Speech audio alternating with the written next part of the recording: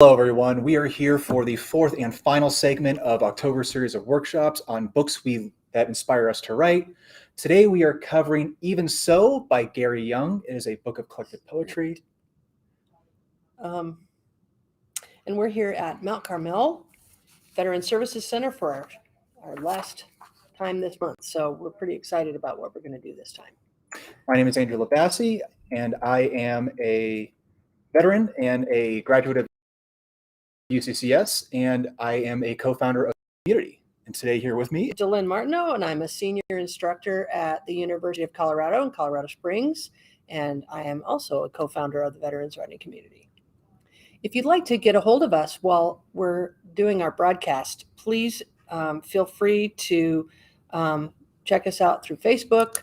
You can get a hold of us on Twitter. I think we've got some things that we can put up on the screen to show you where those are. Watching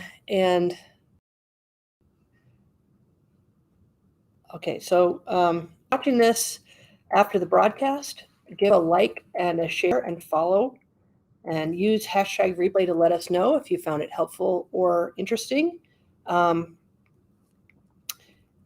If you're interested in helping us financially, please feel free to donate. We've got a Cash App that we can put up in a couple of minutes if you're interested in helping us. You can also check out our website at veteranswritingcommunity.com. And if you're interested in contacting us through email, you can email us at veteranswritingcommunity@gmail.com. So Natalie is running tech for us today, by the way. She's off screen. She's the one pulling up those things for us. She's going to post our check-in question for today. And the check-in question is, what is the airspeed velocity of an unladen swallow? I'm not sure if any of you do science or anything like that. Maybe watch a few movies where you may have heard this, but think you might know the answer. Go chat and let us know. And as always, if you're watching this after it's already been broadcast, please throw in hashtag replay and let us know that you're watching it after, so we know that you joined us. So would you give us our housekeeping for the day, please? Absolutely. We would like you to have a notebook and a pen or pencil with you, because we're going to do some writing today. We have 3 different times during the broadcast that we'll be stopping to do some writing. We'll give you some prompts to do with that. So have those ready for that. You'll have about 25 minutes of ideas on paper, but do plan to write during the session today. Also, we talk about writing therapeutic, but we're not therapists, and tonight's writing is not meant to be taken as therapy or as its substitute. Please do post questions in the comments to our readings and discussions. We'd like to involve you in the conversation. And also, we occasionally share our own writing. Andrew's going to share some of his writing tonight. So we encourage you to, if you're comfortable doing that. Some of the content of our poetry expressed here contains violence, racial slurs, and other scenes and terms that could be considered offensive. The language that we express here should be taken in the context in which it was written. And just like the movies, viewer discretion is advised. So we're going to start off with what we call a 5-minute sprint. And a sprint is basically, we're going to start a timer, and for 5 minutes, you write without stopping. Usually we write by hand because it helps us process our information a little bit slower and gets the ideas out in a way that is a little more organized. And you can use a computer if you'd like and type. But the idea is that once the timer starts, that you don't stop writing. You don't go back and reread. You don't cross out. You don't edit. You don't revise. You just write for the whole 5 minutes. So we're going to put up a couple of prompts to inspire you in the chat. And they are, what makes something a poem versus being a story? And how long must something be to be considered a story? Or, if you want a little more of a lighter prompt, write about a fun fishing story. So we'll start the timer and get going.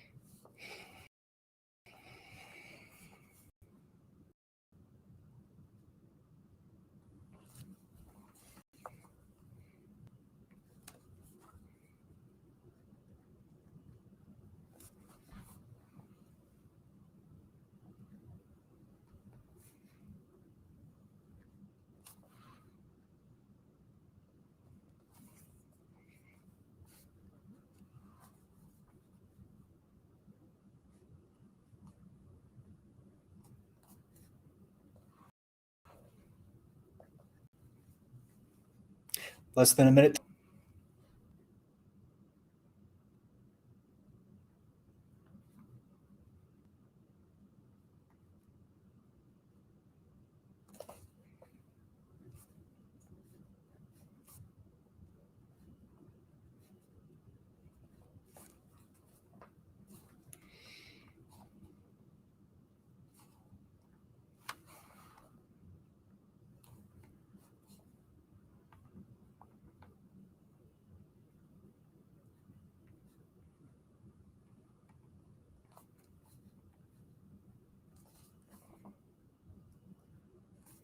All right, folks, that's about all the time we got for now. We will get back to some writing sprints a little later, but go ahead and put down your pens, but cross your I's, dots your T's, or the other way around, I guess, might be better. Do whatever. I'm bad with this stuff anyway, you know.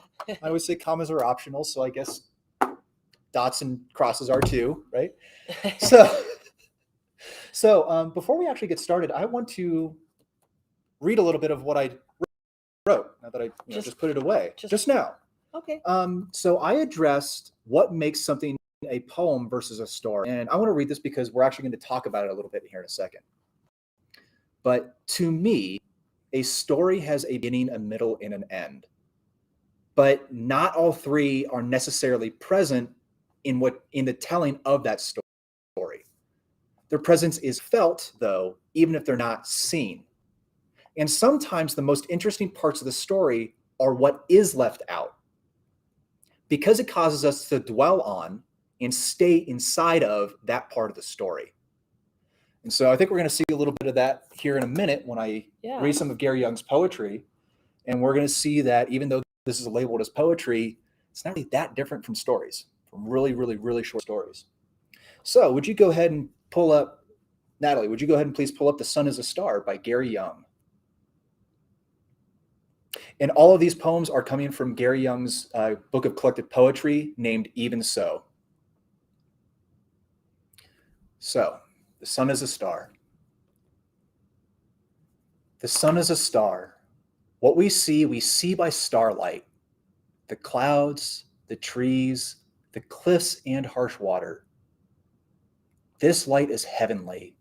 It has come to us a long way. It is resting now on a boy's pale arm and on his small hand that reaches for my shirt. So this is poetry. This is definitely poetry, but this also kind of reads like a short story to me. It's not just about the poetic quality, the talking about the light and the clouds and the water and everything like that. It's talking about life. And there is a beginning here. We see a boy's pale arm and a small hand that rests on his, reaches for my shirt. We know that it's an infant. So we know that there was a birth just a little while ago. And so this birth of the child isn't here. And that's the beginning of the story for me, even though it's not talking about it in the very beginning. You have to wait till you get to the end of the story to find out that it's about this little boy. This little boy is so inspiring that it makes the father realize, or it makes whoever's writing this, whether it's a father or a mother or whoever, helps them to realize that I'm touched by starlight on a daily basis. It's not just a sun, it's a star. Like, it changes the entire way that the narrator is thinking about the world. See, that's not what I got out of it at all. That's the great thing about poetry, is it's the interpretation of it can be so different. So what I got out of it was sort of I got this image of a young father standing out in the yard with his son, and the son is holding on to his shirt. He looks up, and they're both maybe pointing out stars, and you know, like parents do for their children. And sort of thinking, I'm just this tiny speck of a being in the cosmos. And I'm looking up, there's a star, and I'm just part of this big, giant. I'm getting the beam right here. Yeah, you're getting the beam right there. Yeah, we fight with that sunbeam, don't we? We do. Natalie had a problem with it last week. But I don't know. I guess I saw that guy kind of reflecting on, I'm just this one tiny mote of carbon in this big universe. And looks down, sees the sunlight on his son's arm as it holds onto his shirt, and he thinks, wow, I am so much more than just that. Because of this connection with my child, I'm so much more than just this little speck of dust in this big cosmos. So, totally different. So the note I have here to make sure I talk about is read what you write. And so one of the things I want to mention now before I get any farther in is if you want to write in a specific genre, like if you want to write couplets, then you need to read a bunch of couplets. If you want to write prose poetry, which is the type of poetry that we're reading today, and which is mostly in Even So, written by Gary Young, you need to read a bunch of prose poetry. And so you're going to see a lot of influence from Gary Young in some of the poems, short stories, however you want to label them, that I'm going to read of my own later on. But the reason why I was able to write those as easy as I was is because I was reading so much of what I wanted to write. And so overall, the point I want to get across is when you read a lot of something, your mind starts working in that way. So if you want to write poetry, you need to read poetry. The more you read poetry, the more your mind will work as poetry, and the easier it will become. So that's the last point I want to make for that. We're going to move on to the next piece of poetry. It works kind of like an apprenticeship, right? Like it does. You wouldn't want to, build something, and we had a lot of practice watching somebody else build it. So, well, if you want to build it, you got to know what it looks like, right? You can't just build a treehouse without knowing what a treehouse is. You can't build a bird feeder without knowing like what it is. I mean, okay, it feeds birds, so what? Like that doesn't really tell me how to build one. Yeah, and the great writers, I'll say that too. Read a lot of read a lot of different authors of the same types of genres that you like, that you want to try to, because then you're bound to find somebody whose style that you can mimic. And if you start out mimicking different styles, then that helps you to determine your own. Yeah. And that really is the whole point of doing it. And right before we move on, one of the other things I find is when you read a lot of one specific author, you tend to channel that voice a little bit of that author a little bit. And so if you want to write something that has a specific kind of flair, like maybe you want it to sound a bit like Hemingway, maybe you want it to sound a little bit like Robert Frost, maybe you want it to sound a little bit like Gary Young. If you read that specific author, you'll end up picking up on their idiosyncrasies more. And I have found that it makes its way into your own work. Mm-hmm. So if you even want to sound like a specific author, if you read a lot of what they have written, you can start to emulate that a little bit, and it makes its way into your own work. Yep. So the next piece that I'm going to read is My Father Would Say. Natalie's point, we'll have it up here in a second. I really like things poetry doesn't have any titles. I do too. So that's something that I actually forgot to mention is all of Young's prose poetry is untitled. And so when you look at the index or when you look at the table of contents, all the poems are actually titled by the first couple of words of the poem. And so in the table of contents, this is actually titled as My Father Would Say. Just a little side note. So the poem goes, my father would say, you need a memory lesson. And then he'd beat us. First me, then my brother. And I do remember the little scratches on the banister in the upstairs room, the copper lamps and the flame-shaped bulbs, dark knots on the varnished wall, bamboo curtains creaking as the wind pushed through, the taste of salt, and my brother shaking as he waited his turn. I took my comfort there. I knew where I was and what was coming. My father once broke his belt against the back of my legs, and when he saw the welts and the drizzle of blood, he began to cry. I was so frightened to see him change like that, not shouting anymore, but on his knees, sobbing. Look what I've done. So this is definitely a bit more of a somber poem. A bit kind of one of the reasons we have that disclaimer. Definitely one of the reasons we have the disclaimer. It's certainly uncomfortable, and it's actually one of the reasons why we picked this. One of the reasons why I enjoy Gary Young's poetry is because it has a lot of uncomfortable moments, and I don't like those moments. I don't like to feel uncomfortable from these moments, but these moments are real, and these moments make you feel. And when we were talking about it before, you had said a phrase that I really liked, that when he writes his poems, they're kind of like snapshots of lives. And I thought that was really a good way to put it. So, yeah, they are snapshots of lives. And like you get to see into this moment, and it's this snapshot of a very uncomfortable, violent portion of the narrator's life. And it's something that some of us have experienced, at least something tangential to it. And as I mentioned in the first workshop, just because we feel something doesn't necessarily mean there's a just reason for us to feel that. It doesn't mean that it's wrong for us to feel something. But here's this narrator, a child who was beaten by his father, and he's upset because he made his father cry. And so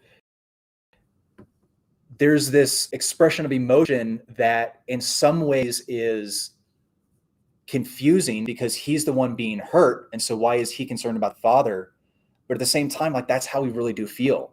Like this is how we deal with trauma. Like trauma happens in our lives and it hurts us personally, and we're the ones injured from it. And we become concerned about others because of how our injury has impacted them. It's difficult to live with. It's difficult to read. But I enjoyed this poem because of that difficulty and shows so much of what real life is like. These poems, in a lot of ways, are metaphors for life. They're these little snapshots, and they're not always accurate. They're not always true. These are poems, and these are all made up. And so, like, none of these stories possibly actually happened to Gary Young, the poet, the author of this book. And yet these are so relatable. Like so many of the poems that Gary Young has written that are in this book feel real. And I think that they help the reader to explore portions of life that they wouldn't otherwise be able to approach. A lot of the poems in this book, several of the poems in this book speak from a mother's perspective. And I'm pretty sure that Gary Young has never been a mother. And I know that I will never be a mother. But at the same time, by reading these poems, I gain a little bit of an insight on what it might be like, even if it's just a mother's love. And to me, that's really valuable. So I love these poems, not just because of how they stand on their own, but because of how they help me to understand my actual life. We've got a couple more minutes before the next sprint. So if you want to do one more poem. Sure. So Natalie, would you please pull up I Asked the Sitter? And in this one, we're going to get a little bit into flash fiction territory. And flash fiction is just a super, super short story. And so this is a poem, technically, but I think it's also kind of bordering on what it is to tell a story, like an actual story. So here we go. I asked the sitter if there had been any calls, and she told me just one. She pointed to a name she'd written on a slip of paper, Johnny Walsh, and beside it, she'd written the word mad. She said, I answered the phone, and a man said, this is Johnny Walsh. When I said, this is Ashley, he started screaming. He said, I'm going to kill you. He said, I'm going to stab you in the eyes. I was scared, she said, so I hung up the phone. When she finished telling me what happened, I called the sheriff, and when he arrived, he showed us a photograph and said, have you ever seen this man? This is Johnny Walsh. He's been doing crimes in the valley, and we know he's involved with a girl named Ashley. I can see this is just a coincidence, he said, but I had to check it out. In the morning, when I read the crime report, how she hadn't seen it coming. So this is a little bit of a kind of a messed up story. But at the same time, like there are other stories similar to this, like the apocryphal microfiction of Hemingway's, Baby Shoes Never Worn. Mm-hmm. And so it's this super short story that makes us think, but it's about this kind of very downer moment. So there's this murder that happened, and you don't really understand what happened until the end. But yeah, but I like it because it's just quick. It's economical. You don't have a lot of flowery description or a lot of, it really just kind of gets to the point. And by the time you're done, you're like, wow.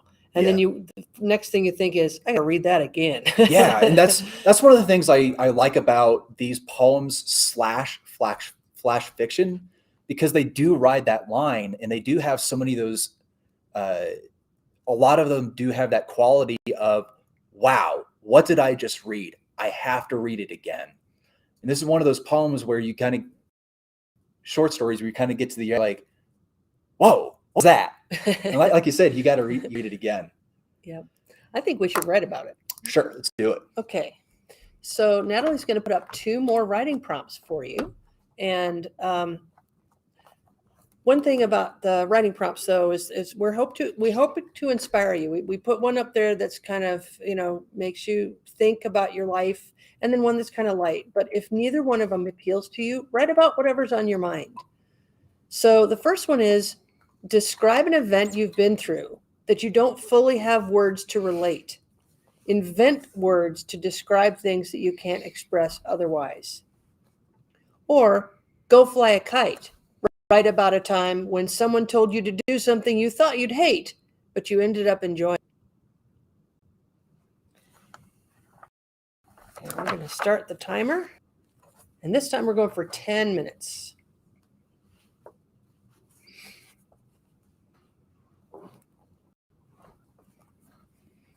All right, here we go.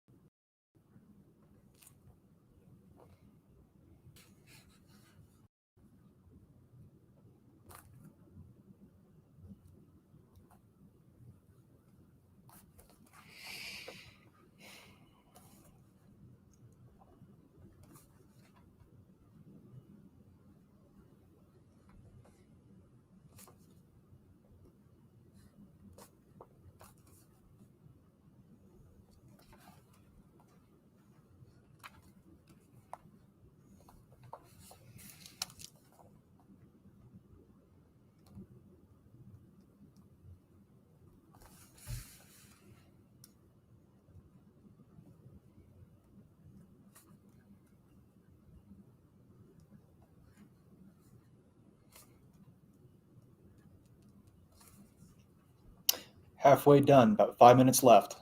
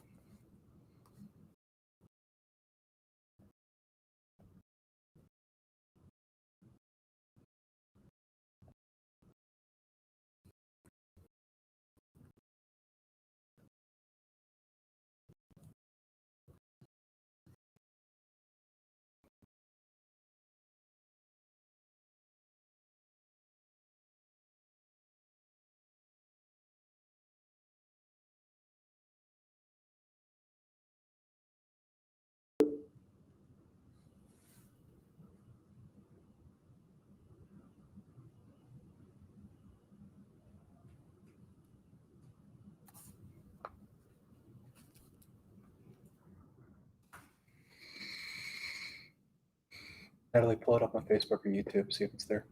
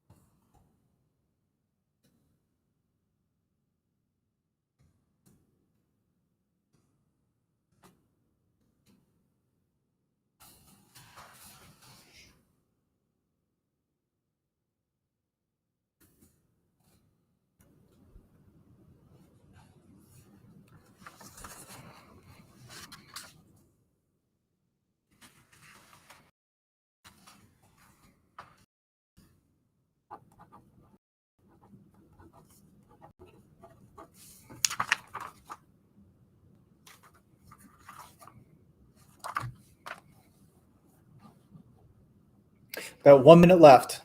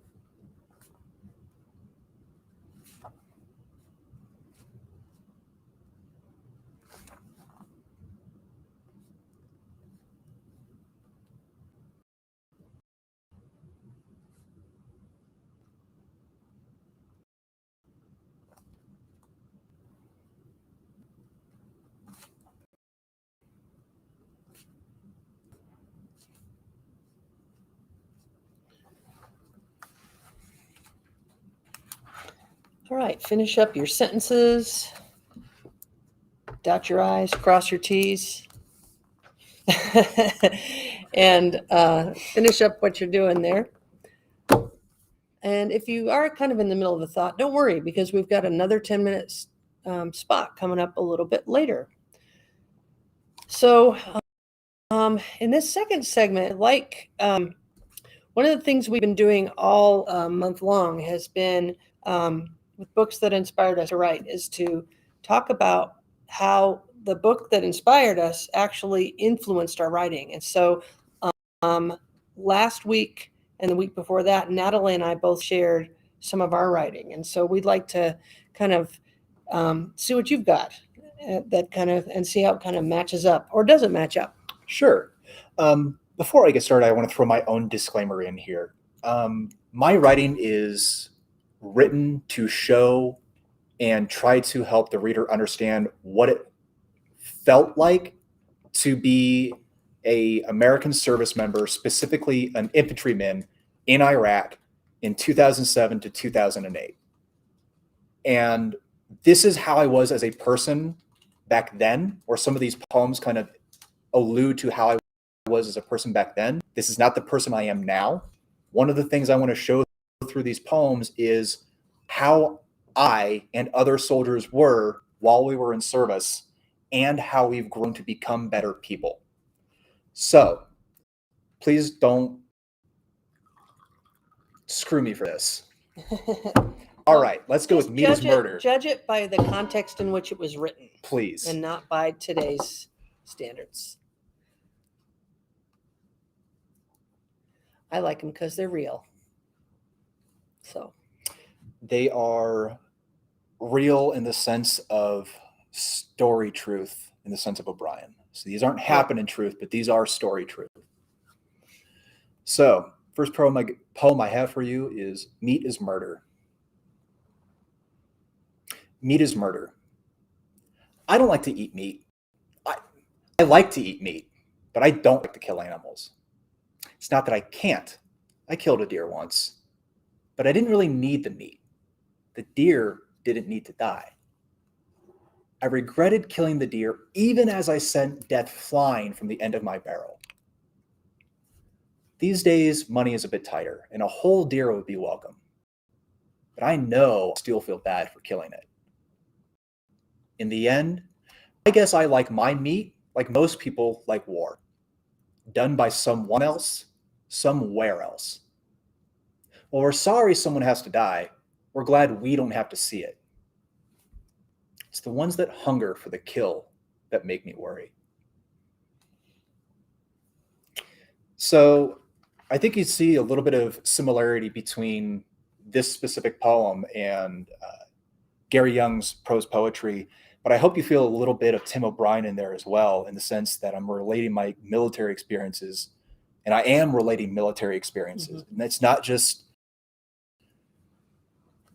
a story of a poet that I want to express to the reader. These are things that have either happened to me, to my friends, to people I know, to people I served with.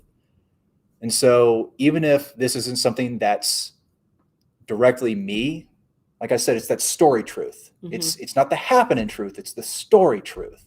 It's getting at the underlying lesson that's underneath. Trying to. Yeah. I hope it's successful. Really only you and other readers are able to determine whether I have been or not. It's not something that I'm able to do to determine as an author. Let's talk about that for just a second. Yeah. One of the things that I love about Gary Young's poetry is that there is an interpretation to it, right? Mm-hmm. And so it is up to the reader, in part, what it means. Like the very first poem that I read, The Sun is a Star, I had different interpretations of that. Completely. And I don't think either one of those was wrong. But I forget where I was going with this. I'm sorry. Well, that's the thing, is that when somebody reads Meat is Murder or listens to Meat is Murder, they may have a whole different interpretation of what that means to them. And that's what makes poetry great. It can be taken different ways by different people. And I think the hope of most authors is to widen people's perspective So they're not just living in with tunnel vision. I would say especially poets, and it doesn't matter what form their poetry is taking, whether it's something like prose poetry, like Gary Young is writing, and a lot of what I write, or whether it's couplets like Shakespeare wrote. Like, it doesn't matter the form of the poetry; it's true nonetheless. Yeah, and I wanted to take a second too to make that connection to our first workshop in this series, where you talked about Tim O'Brien's "The Things They Carry." And so that's another one of books that's had a pretty strong influence on your writing style too. So anybody who's interested, there's another whole series. There's another whole workshop just on that book too that kind of connects. So do you want to share another one? Sure. Let's go with He Stands Beside Me.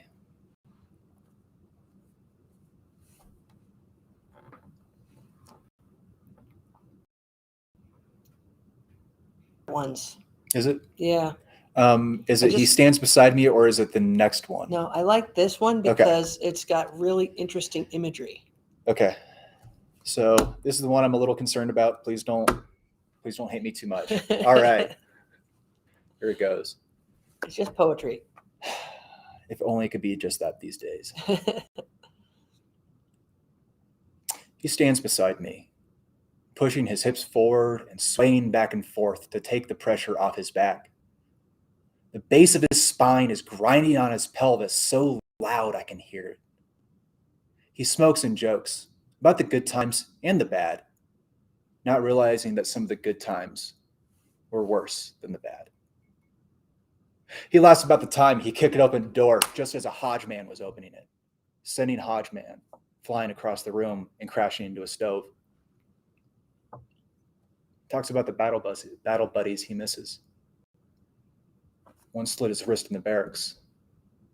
Another died in a high-speed motorcycle crash. His body turned into a red paste. His best friend inhaled too much canned air dust remover during their third tour in Afghanistan and suffocated. Tremble as he brings the cigarette to his mouth. I wonder if I will talk to him next week. This is a poem that came pretty quick to me. I didn't have to work hard to get to this. And honestly, that's one of the things that concerns me. I fucking hate this poem. I wrote it and I fucking hate it because it's too true. Every one of those deaths has happened. Not to me, not necessarily to one of my friends. Every single person and way that someone died in that poem, I've talked to or I know personally someone who died that way. It's true. Every single part of that poem is true. Again, in story truth. But it's based on real events. But it's based on real events. That really happened to you. Yeah, so. With friends that either are directly my friends or talking to other veterans, and this happened to their friends.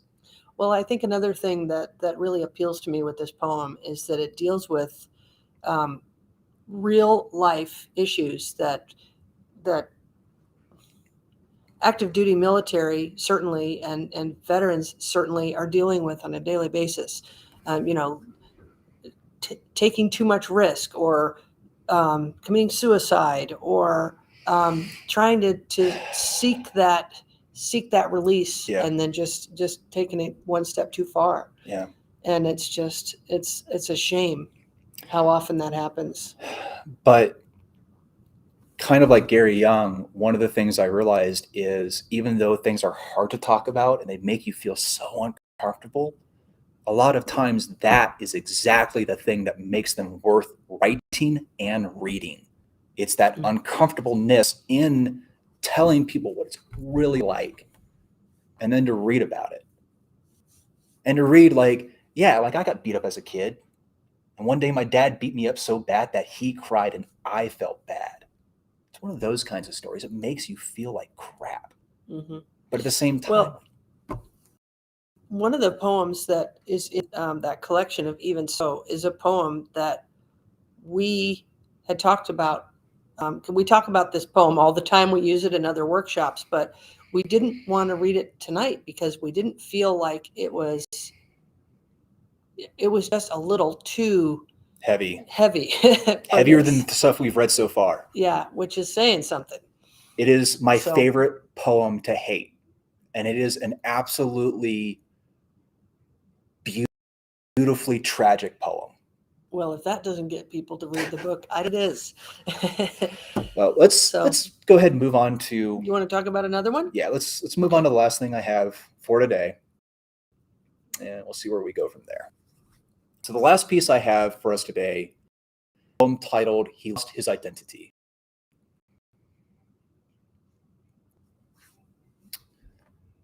I'm gonna grab a drink real quick.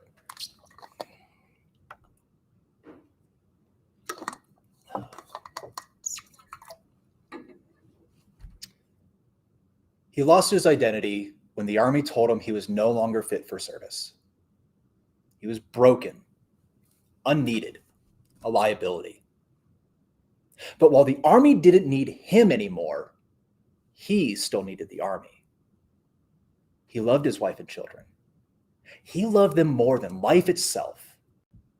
But the army was his life, his connection to what was just and right in the world, his reason for being. And he lost it all. Without it, he was cut loose to swim in a whirlpool of uncertainty.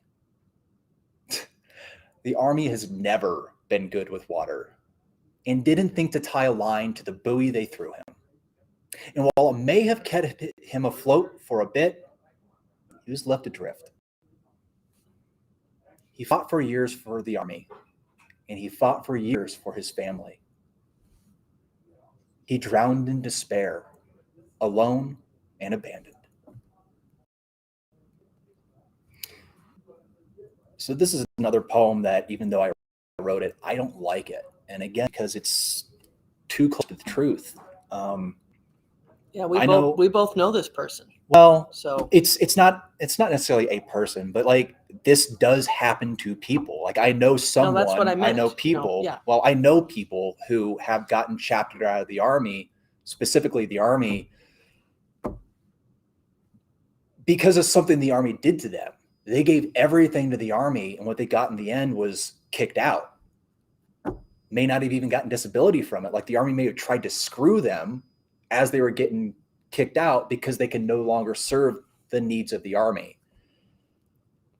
And this does happen. I know some people personally. I've talked to some people and heard about other incidents. As far as I know, like this is still going on pretty much today. People still get chaptered out just because the army decides they're too broken to be of service, and they're just discarded. yeah, and they spend so much time and energy and so much of themselves feeling connected to the army. When the army discards them, they don't have anything left. Yeah, And that's hard. It's kind of a bunch of things there. Like it's an abandonment. Like you're abandoned by your family in a lot of ways. Like you're ostracized. Like oh, you're broken. Like you need to Yeah, go you're away. useless. Yeah, it's not even useless. Ugh. Like if it's just useless, it could be fine to just be sticking there. No. You're a liability. You're a problem. You're going to get people hurt. That's what it means to get chaptered out for medical stuff like this sometimes. Or at least that's the way it feels from the discussions I've had. So I want to write again. I think it's time for another sprint, but I do want to make a connection, I think, again, to Gary Young's poetry. There's a couple things that I notice in your work that's similar to, that I can tell is influenced by Gary Young's work. And that is the style and the length is similar. And you leave the reader with a scene that's larger than what you present. And then you also have some that's kind of classic poetry of a turn. There's a turn at the end. Shakespeare's a turn. Gary Young uses the turn. Lots of people have the turn end where there's this abrupt switch of mood. And so leaves with this sort of different feeling than you started with when you started reading. So And I think that is definitely something I picked up from young. And that goes back to the read what you write. And so when I write a lot of what I do, I read a lot of Gary Young and a lot of Tim O'Brien. And I try to pick up their voices and styles. Even though I don't necessarily intend to write these twists, like I said, when you read a lot of something, you tend to pick that up and it gets into your own writing, even if it's unintentional. Yeah, but that's a good thing. I mean, all Yes. of the all As the long as it's intentional. all the greats all say, that you will pick up things from things that you read. So if you want to be a better writer, be a better reader. Speaking of writing, I think we should do it. Okay, so we've got 2 more new prompts for you, and we'll be writing for 10 minutes again this time. So write about a time your senses got overloaded and you shut down. that's the one from Maybe you had a panic attack. What happened? How did you deal with it? Or who's the black sheep of your family and what are they infamous for? So take this opportunity to reflect and think and write. We'll start our timer and get started ourselves.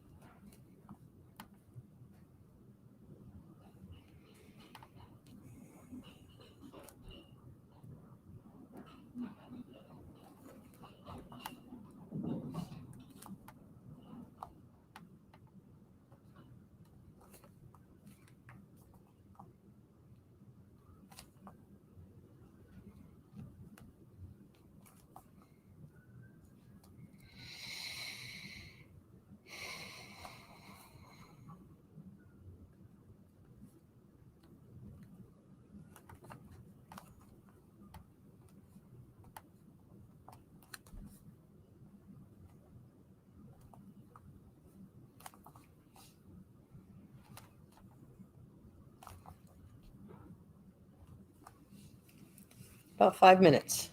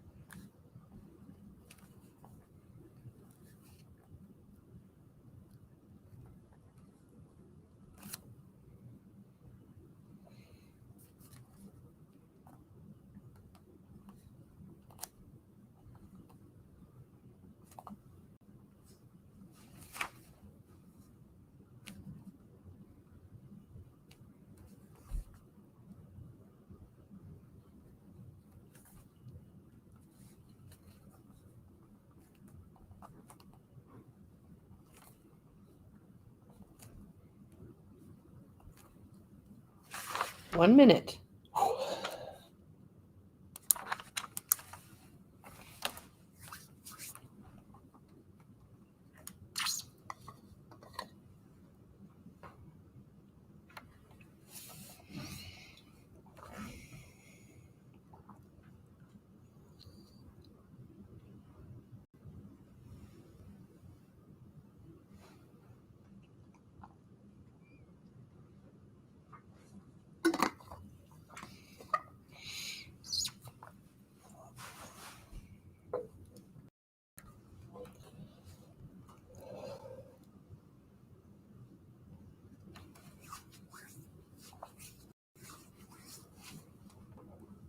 About 10 seconds left in the clock. Go ahead and start wrapping things up. Finish up your sentence.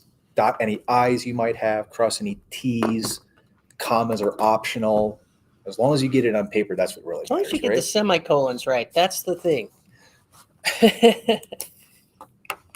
English teachers. Right? All right. So in this last section, we are going to try to take a look at Gary Young's poetry and a little bit of my own, and go through our 4 tenets and see how they apply towards Gary Young and myself a little bit as well. So to begin with, we're going to look at who Gary Young was writing this book of poetry to. Who was Gary Young's audience? And so what I have is, I think that on one level, Even So by Gary Young is written for people who enjoy prose poetry, or people who enjoy specifically Gary Young's poetry.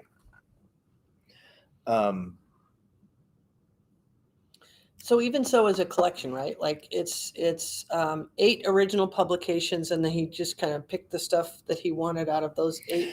So I'm not publications? entirely sure how it worked. It is a book of collected poetry. And so in the very beginning, the first section is more traditional line poetry. And then I believe it has a total of 8 sections. So the following 7 sections are all prose poetry. Okay. So it has a little bit more traditional, even though it kind of looks like, you can see that prose poetry is important to Gary Young, because even in his traditional line poetry, it has a more blocky feel, kind of that rectangle that you got to see with the prose poems. Mhm. So a lot of his traditional poetry, instead of being that rectangular block at the top of the page, kind of feels a bit more skewed. And so it's a rectangular block that kind of goes down the page. It's similar, but it's different enough to be different. So how but- about your own poetry? With my own poetry, I'm trying to reach a couple of audiences. One are other veterans, especially those who served in Iraq, those who served in Afghanistan as well. But my personal experiences were in Iraq, and so I'm most able to relate to that. So I definitely want to reach veterans, active duty as well. But I want to reach those who aren't in the military and may have never served in the military, but they're still interested in what it was like to be in, or maybe their family was in, and so they want to know what it was like for their family to be in. So I really try to write for those who have experienced it, and those who can never experience it, but still want to know what it was like. But you try to write like little vignettes, right? That are about specific stories, but kind of universal, right? Yeah. So I use the term vignette, and Dylan just used the term vignette, and I use the term because I picked it up from the Army. But really what I'm trying to do is write these little encapsulated scenes. So they're self-contained, and you kind of get the entire story just from this little block of text.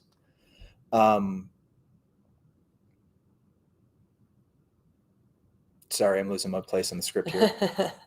Well, I was thinking about the whole idea of taking that, like in The Sun is a Star, the idea of, I'm just a moving part in a much bigger picture. I think that kind of translates to your work too, as far as, I'm just a person making an observation about something that happened to me that most likely happened to other people. The perspective I try to take here is something that I think I picked up unconsciously from Gary Young, and that's this unnamed anonymous narrator. And so it's kind of just this person who's like people watching and then writing these little notes about it. Okay. And so some people like to go people watching. Like, you go to a coffee shop, you sit down, you have your coffee, you just watch people.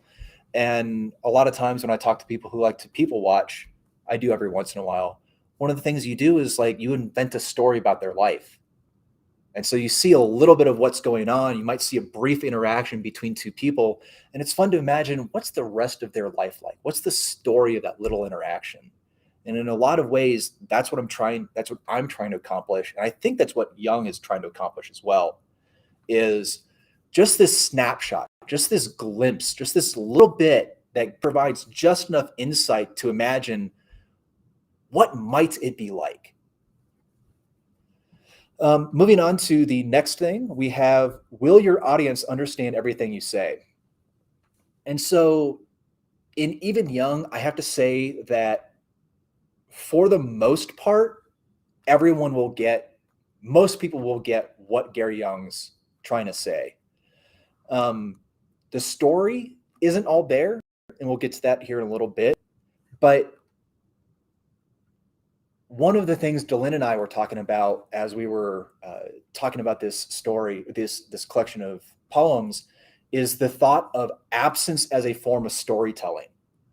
And so, like we'll get into here in just a little bit with the next section, there are things missing, but in a lot of ways, those absences really lend to the story and solidify the story rather than like make it harder to understand. Like in none of the stories, you don't know who the characters' names are.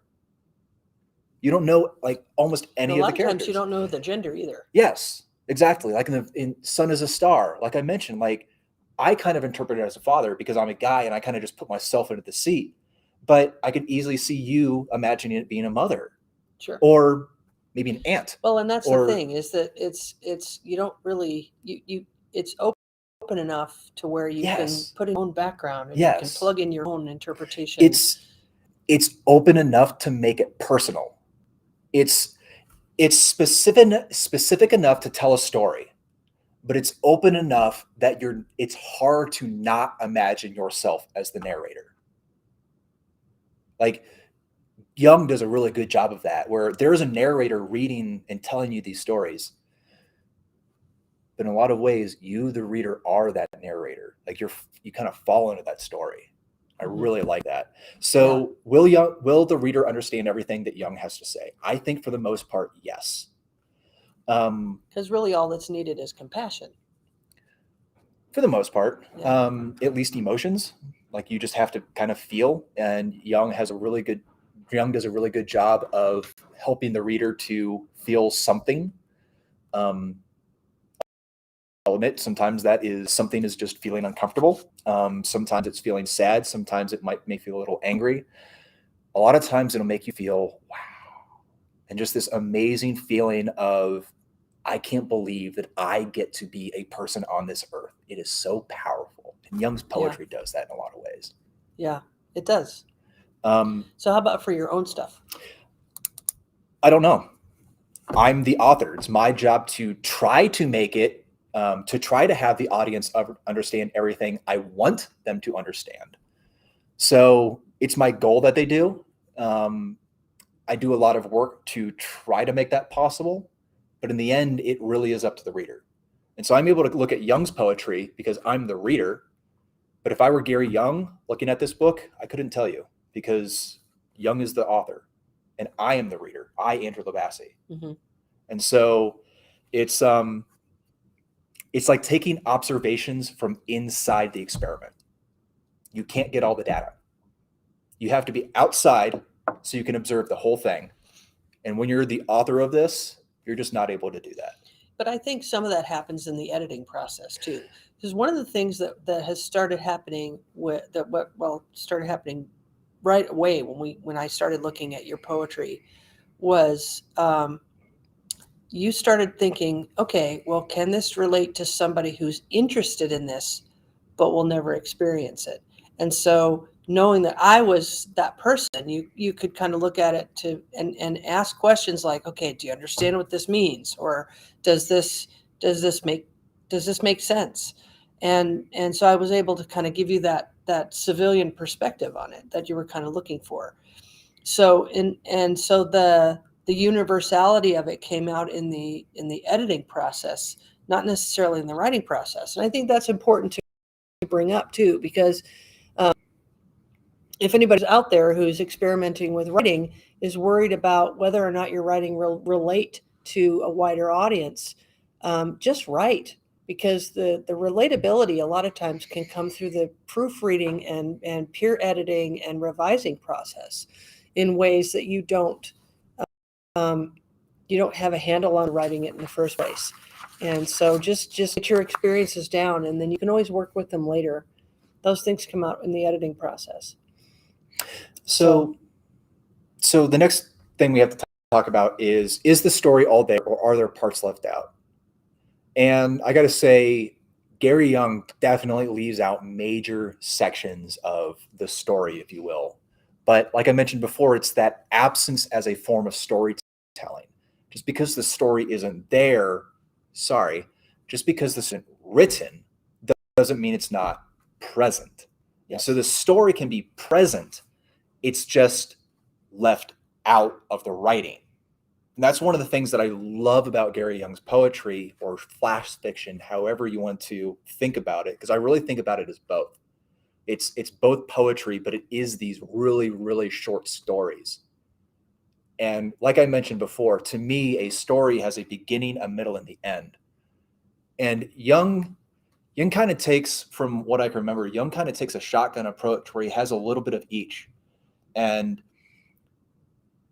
he has stories that only have the beginning, or maybe the beginning and the middle. They don't have an end.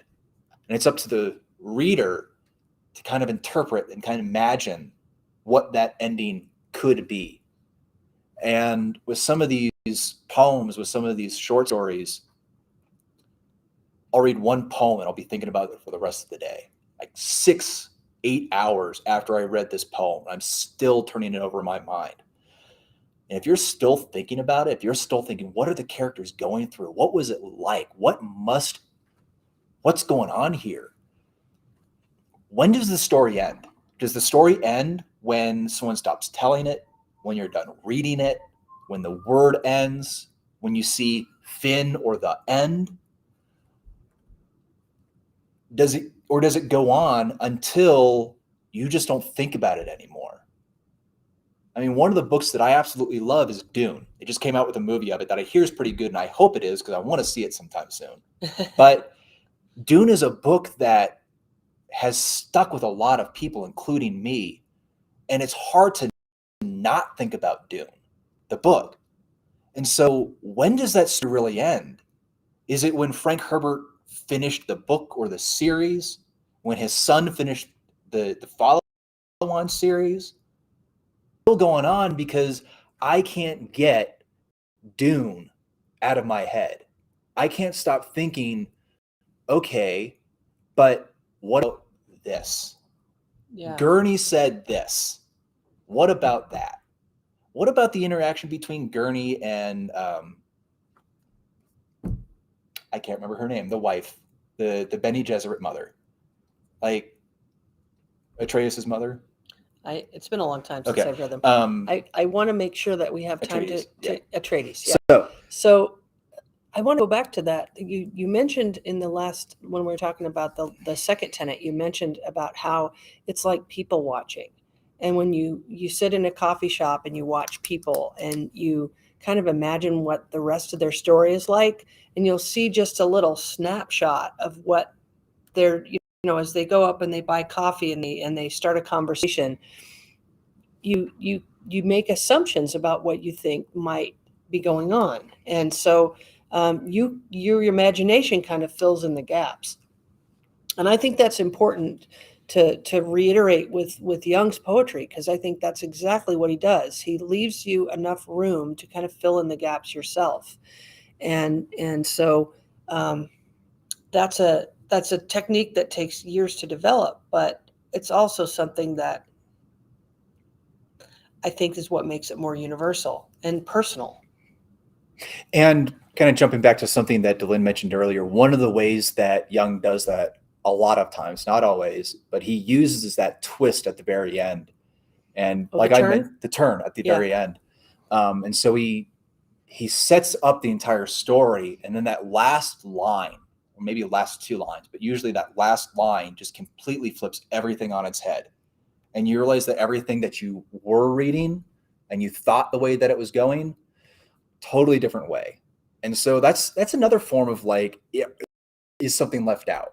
Like there's a bit of information that until the very, very end. And it's when you get that little bit of information that everything in the poem just changed. So the power of all of that is in the imagination. of the reader. Yes. Really. Well, it's a little bit of both, because like you said, like this is something that really takes years to develop well. And so I try to do it, and I think sometimes I accomplish it, sometimes I don't. But it's really something that has to be intentional. Mhm. You can't really accidentally do this and do it well. You have to intentionally imagine, all right, this is the setup. In the setup, this is what I want the reader to think and feel. This is kind of story that I want them to go down. And then at the end, when I throw in this twist, by using these specific words. So one of the things that's really important with Gary Young's poetry is, since there are so few words, every single word's important. And so in that twist, Young really has to pay attention to what he's saying, what he's writing. Mm-hmm. Because if he uses one different word, it can entirely change how the poem feels beforehand. But I also think that a lot of that comes out in the editing. Yes. Because I think there can be an assumption that, oh, I'm just gonna, it's so short, he must have taken 5 minutes to write it, or 10 minutes to write it. And that's what I mean, he's so talented that it just comes out like that. And that's not true. So I really want to make sure that people understand that rarely is what we call the shitty first draft what ends up getting published. And a lot of times it's the editing, the revising, the peer review that gives it the qualities that you want it to have. And that takes time to develop. Rarely does it ever just come, out on the page the first time. With the 3 poems that I read today, I probably have at least between 12 and 24 hours of editing time in those. And just to give you an idea of how long these poems are, I have found that most of my poetry kind of has a sweet spot around 185 words. And so I kind of shoot, when I write these poetry, I shoot for about 185 words. And so you're looking at 12 to 24 hours of editing for less than 600 words. It's crazy. Yeah. I can only imagine how much time Young has spent to get his poetry and where other it is. people. And a lot of it is practice. Like I mentioned, like you read what you write, and then you have to write. You can't just read it. You have to write and write and write. And the more you read it and the more you write it, the better you get at it. And so maybe it doesn't take Young, like, I don't know, 12 hours to edit a poem. Maybe he's able to get it done in an hour or two. But there are, I can't remember how many poems, at least 100, maybe going up to 150. Yeah. Even if you only spent an hour on a poem, that's an insane amount of time. That's a lot of time. And this is just selected poems from Yes. collections too. Yeah. So that leads right into the 4th tenet, which is, why are you writing specifically about this? So, and we were talking the other day about one of the primary purposes of poetry being to explore difficult human conditions and situations. So do you want to kind of elaborate a little on that? So like we mentioned before, and like we gave a disclaimer for, a lot of Young's poetry, it's kind of edgy sometimes, and it's all good, but a lot of it makes the reader feel really uncomfortable. And so to me, as a reader and as a writer who sometimes gets to write poetry, when you're dealing with topics that are as difficult as what Young's dealing with, there is a reason. And to some level, that reason has to be just, it bothers the writer. Like, I don't just write things because let's write. I mean, I kind of do. Sometimes and it's almost always garbage. It's almost always garbage. It's only when I care about something. And it's only when I care about something that I can really make it worth something. Whether it's a poem, whether it's an academic report, whether it's a short story, it doesn't matter what it is. I have to care about it. Yeah. And I think whether it's something that you care about, if it's something that sticks in your head and you think about over and over and over. And even so, there's a couple of, it feels like there's a couple of stories that are threaded through the collection. And sometimes they feel like they're definitely part of the same thread of a story. Sometimes they feel like maybe they're the same characters, but in an alternate universe. So it fits, but just not quite. But in a lot of ways, it's kind of how he tells stories in life. They're broken up. Mm-hmm. Things aren't quite the way they were, So, in a lot of ways, I think that Jung is writing specifically about the things he's writing about because they bother him, because they are important to him, because ultimately because they have meaning to him. Like I mentioned before, there are some poems in here that are from a mother's perspective. They're absolutely from a mother's perspective. It's explicit. Um, like I mentioned before, I'll never be a mother, and I don't think Gary Jung has ever been a mother. He may have been a father, or he may be a father, but I don't think he ever knows what it feels like to be a mother.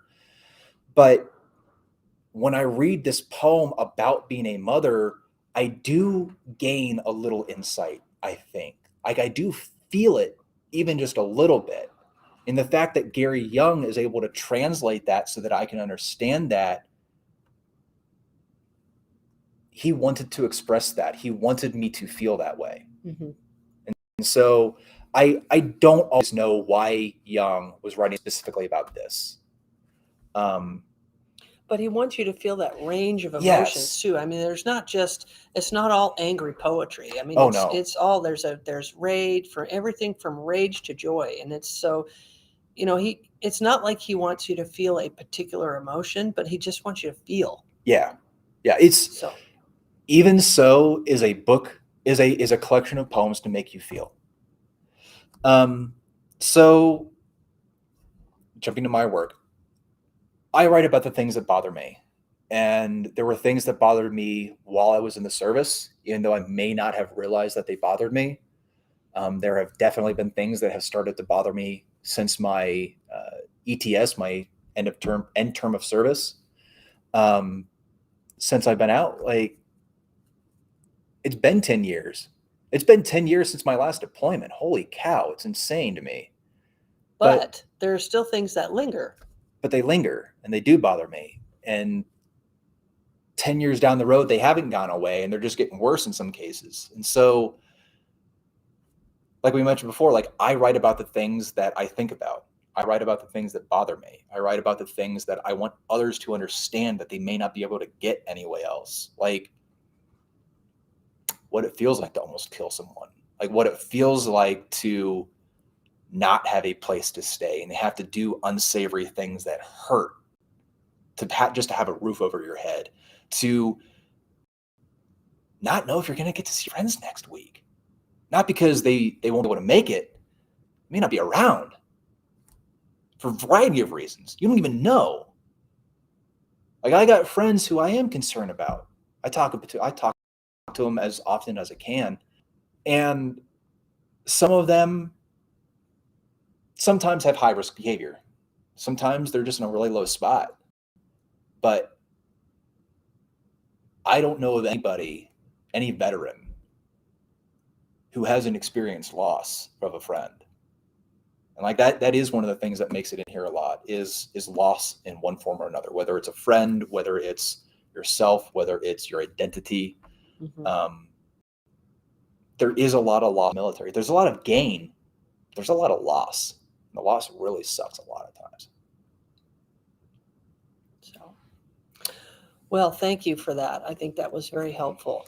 I think also that people really can identify with, and I think that's important, that there's that primary audience, but there's also that secondary audience that can also understand, who wants to understand, because we know that people are hurting. We there's not one person who hasn't been connected in some way to somebody in the military, and so or has experienced loss and grief as a result of that loss. So just developing that understanding, that compassion for those who are suffering. I think that's a lot of what this poetry does. So, all right, well, we're about out of time, so I'm going to do some closing announcements. We encourage you to share what you've written today. You don't necessarily have to share it with us, but sometimes ideas need a little more development, so you can take that the stuff that you've written tonight or anything that you write and kind of shove it in a drawer for a while and give it a little chance to rest. But if you do want to share with us today, feel free to email us at veteranswritingcommunity@gmail.com.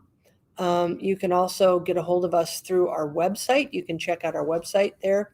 And we are recording this session, so if you're watching this on YouTube, please like and share the video and tell your friends if you found it interesting or fun or helpful, and put your thoughts and reactions in the comments section using the hashtag of replay if you're watching the recording.